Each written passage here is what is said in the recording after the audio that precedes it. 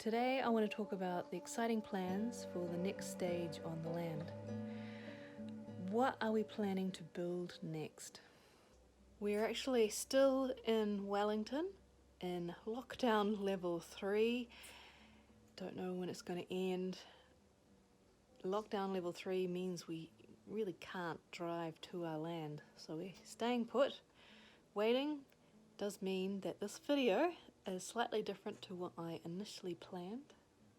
And back to the land plan, kind of started off with it should be fine having the sleep out and the caravan system and maybe connecting the two a bit more, but from what I've experienced this winter, it actually gets really cold on the land and it gets old putting on your puffer jacket to go to the caravan to use the bathroom or use the kitchen.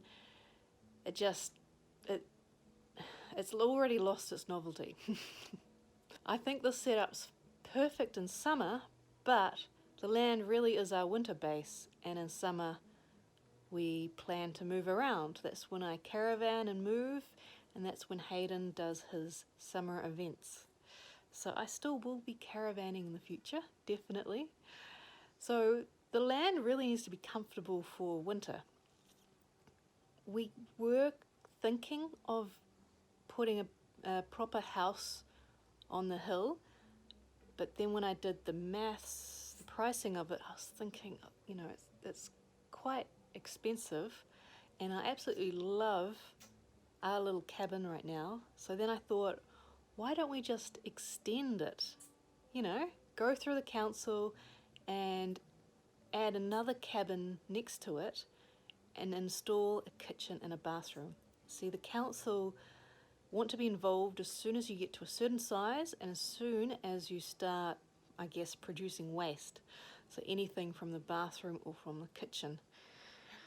So I came up with this lovely plan that I'd be perfectly happy with and thought it seemed pretty affordable really to make. And we went and talked to a draftsman, and he kept mentioning different expenses that were adding up. Things like we would need to add the existing cabin onto piles to permanently attach it to the ground, and it would need to be minimum 450 high off the ground as well. That would involve bringing in the high-ebb to lift the whole sleepout up, paying for someone to install piles, driving big poles into the ground and then lowering it onto the piles. That was starting to add up. And then it became tricky with the idea of how to connect the future new cabin with the existing cabin because of the height of the door, and it was sounding like we would need something like a a damp proof membrane. Then we'd need to get a specialist to come out, probably from Taupo, which is 2.5 hours away, and that would add up the cost. Downside of having the land in the middle of nowhere is it costs a lot of money to bring these specialists out to the land. And then there was the price of the draftsman to do up these plans and the council as well, and it was just adding up. And then he was saying we should probably do a geotech report before getting the piles driven into the land. This was supposed to be the cheap solution, and it was no longer cheap.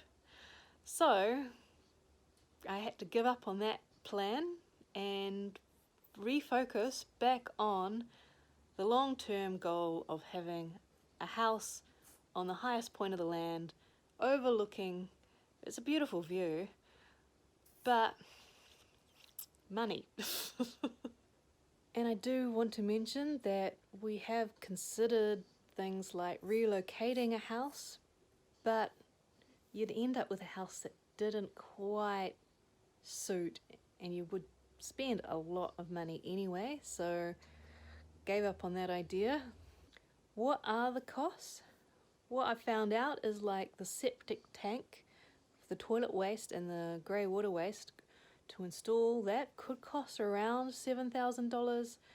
if we want to do a geotech report to check that there is solid land to build a house on, that's around 2,500 New Zealand dollars. The draftsman, he estimated it cost him about $4,000. The neighbour, her to put the piles on their house cost them about $8,000. The council for the whole build, all to check the plans and come out and inspect our progression, probably will cost minimum around 3,500. It really does add up. So the fun part about money, banks don't like self-employed people who also want to do a self-build, because to save money, Hayden will be doing this construction, and this time I will actually be able to help a bit more as well. So we will probably have to go to alternative companies to get some money.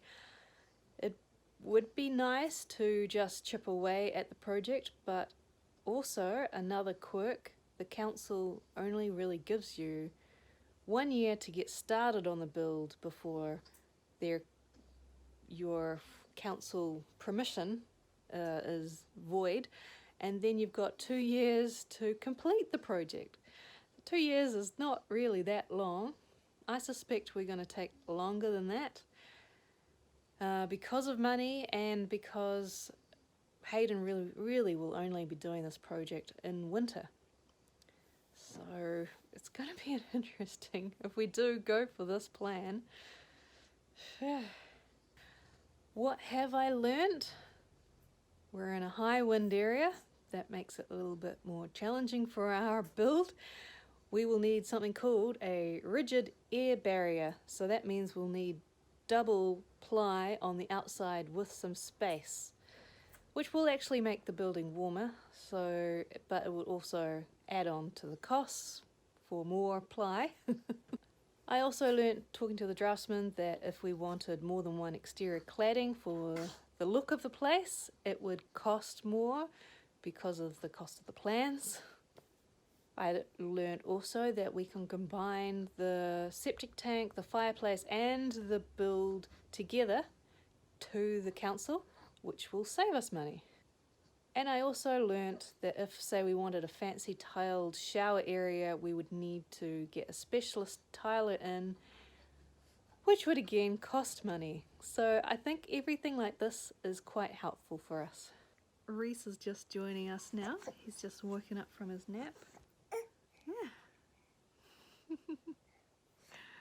While we've been staying with Hayden's friend in Wellington, we have been talking about what the council requires for an application. So during this lockdown, we've actually been playing around with the application and progressing with it, really.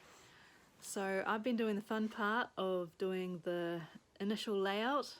I've actually been tinkering with it for many months now, actually. So this is version 10. We're making the most of the view, and the view also happens to point north, which is handy. Also, because it can get very wet, I've designed it so it's got a back entrance into a wet room and an easy access to the bathroom as well. I think they're pretty important for us. And we're also going for a really simple build. Trying to keep it as simple as possible for Hayden. Oh. Small interruption there. And we're planning to just have a single flat roof, which is apparently the simplest option too. And we've just been progressing through the council requirements, seeing how far we can do it on our own. We've kind of done the piles. Now Hayden's going through for the framing plan. So this is a great exercise for making sure we get exactly what we would want to build. I've been checking out windows and sliding doors and how much things cost. I'm trying to price everything yet again. So the sleep out was very handy for this project. The next step for us is getting the septic tank placement done by a specialist, and I booked it in for September. I really do need to get in contact with the guy because the New Zealand piece. I really do need to get in contact with the specialist because these lockdowns really have thrown out the timing for everything. Yep. Do you have any helpful hints or tips on what I've done so far?